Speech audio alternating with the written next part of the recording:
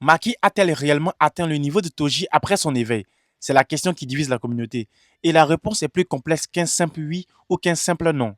Après le sacrifice de Mai, Maki obtient une restriction céleste complète, exactement comme Toji. De ce fait, lors du chapitre 149, le narrateur évoque que Maki a la même force, la même vitesse et la même absence d'énergie occulte que Toji. Symboliquement, elle devient l'égale de Toji aux yeux du clan Zenin.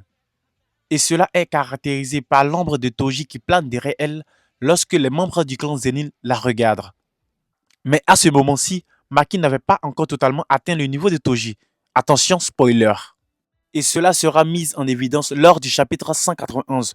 Lors de son deuxième affrontement face à Naoya, devenu un esprit vengeur, ce dernier pouvait se déplacer à une vitesse de Mach 3. Réalisant l'écart du niveau entre les deux, Maki comprit qu'il lui manquait encore une chose afin d'atteindre le niveau de Toji. Et celle-ci était la perception sensorielle.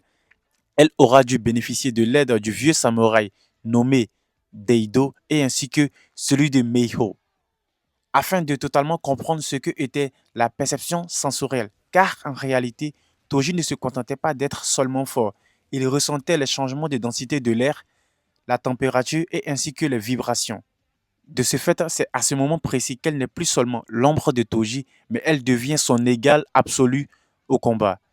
Elle devient une anomalie totale pour le monde de l'exorcisme. Maintenant, je vous pose une question à vous. À partir du chapitre 198, le narrateur confirme bien que Maki a réellement atteint le niveau de Toji, que cela soit en force, en vitesse ou en perception sensorielle.